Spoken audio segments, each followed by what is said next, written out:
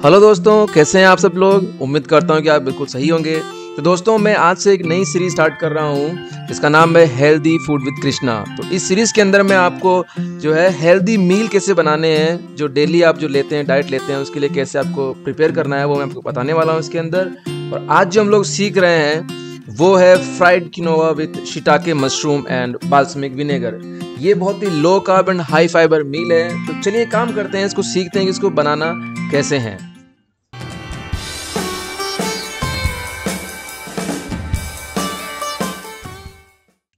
तो सबसे पहले तो किनोवा को जो है बहुत अच्छे से धो लेंगे और उसको कम से कम 3 बार धोएंगे साफ पानी से। अच्छे से धोने के बाद किनोवा एक पोर्शन और उसका 1.5 गुना पानी लेकर उसको अच्छे से बॉईल करने के लिए रख देंगे।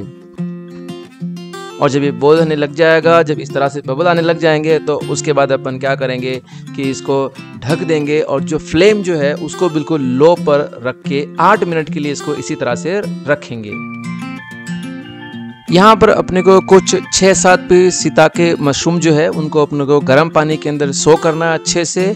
और उसके बाद जब ये बिल्कुल नरम हो जाएंगे तो उनको क्या करना है कि दोनों हथेलियों के बीच में लेकर उनका जो पानी है वो बिल्कुल निचोड़ना है, उनको ड्राई करना है। और फिर इसके बाद इनको छोटे छोटे पीस में काट लेना है। लेकिन ये काटने में ध्यान रखना है कि अपने को इसका रूट जो है वो यूज़ नहीं करना है, तो वो निकाल के अपन साइड कर देंगे।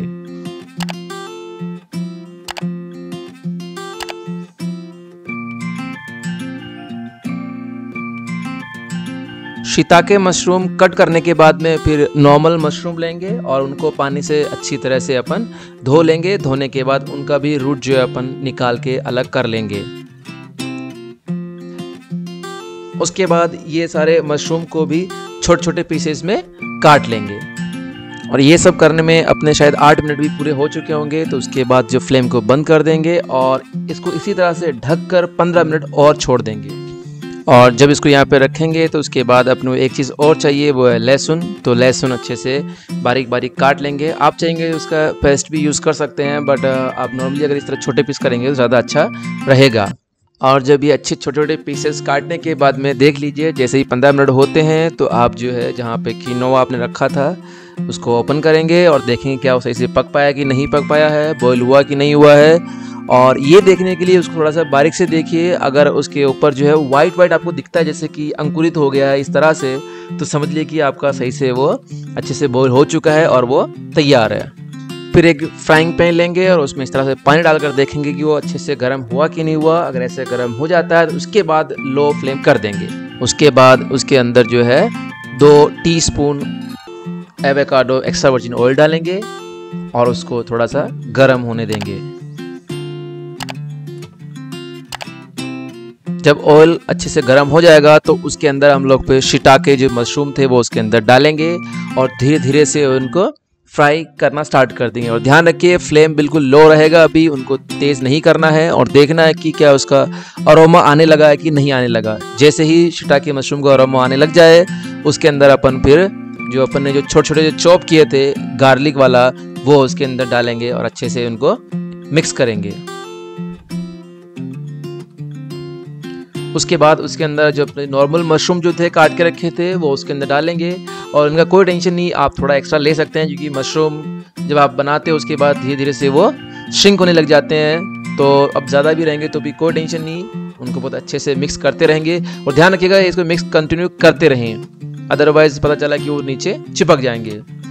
जब मशरूम श्रिंक होने लग जाएँ तो उसके बाद उसमें बाल्समिक विनेगर के 4 टेबलस्पून डालेंगे।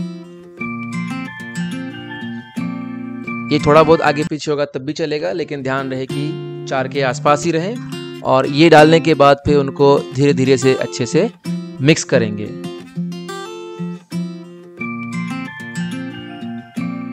ये सब अच्छे से मिक्स करने के बाद इसके अंदर थोड़ा सा ब्लैक पेपर और वेजिटेबल ब्रॉथ पाउडर इसके अंदर डालेंगे। अगर ये पाउडर नहीं है तो कोई बात नहीं, आप नॉर्मल अपने घर पे नमक का यूज़ भी इसके अंदर कर सकते हैं। ये करने के बाद इसके अंदर थोड़ा सा पानी डालेंगे और पानी इतना होगा कि ये जो मशरूम जो थे उसके अंदर वो डूबे भी नहीं लेकिन थोड़े से उस लेवल पर आ जाएं। उसके बाद अच्छे से मिक्स करेंगे और इसको थोड़ा सा बोल करेंगे। अभी फ्लेम थोड़ा सा ऊपर कर लेंगे और जब ऐसे बोल होने लग जाए कि जस्ट बबल्स आने लग जाएं, अच्छे से पानी बोल होने लग जाए, तो उसके अंदर जो अपने कीनवा जो रखा हुआ था पहले से बोल किया हुआ, वो उसके अंदर अपन डालेंगे। कीनवा उसके अंदर डालने के बाद फिर अच्छे से उनको मिक्स करेंगे और कंटिन्यू उसको मिक्स करते रहेंगे। और जब लगे कि इस तरह से अच्छे से ये बनने लग जाएं, जब एयर बबल्स आने लग जाएं, उसके बाद थोड़ा सा उसके अंदर ड्राई गार्लिक डालेंगे। ये ऑप्शनल है, अगर आपके पास में हो तो डाल सकते हो, वरना कोई ज़रूरी नहीं है ये डालना, है तो डाल दीजिए, नहीं है तो कोई बात नहीं। और ये डालने के बाद इसको अच्छे से फिर से मिक्स करेंगे। अभी अपनी जो डिश है वो ऑलमोस्ट, और जब इसमें पानी कम हो जाए और थोड़ा सा ड्राई होने लग जाए, इसका मतलब है कि अभी अपना रेडी हो गया है। और इसमें चाहो थोड़ा सा इसके अंदर ब्लैक पेपर डाल सकते हो एक रो टेस्ट के लिए। अभी अपना ये डिश पूरा का पूरा तैयार है। अब आप इसको जो है प्लेट में लेकर ब्रोकली के साथ में सर्व कर सकते हो। तो दोस्तों ये आज का डिश अपना हो गया है। अगर आपको ये अच्छा लग रहा है अभी तक, थोड़ा सा और देख लीजिए और चैनल को सब्सक्राइब करना बिल्कुल मत भूलिए, क्योंकि ऐसे ही वीडियोज़ आपको हर वीक मिलने वाले हैं। तो देखते रहिए, शेयर करिए, लाइक करिए और कमेंट ज़रूर करके बताइए कि आपको कैसा लगा और क्या चीज़ आपको समझ में नहीं आई, वो भी मुझे ज़रूर बताइएगा। धन्यवाद।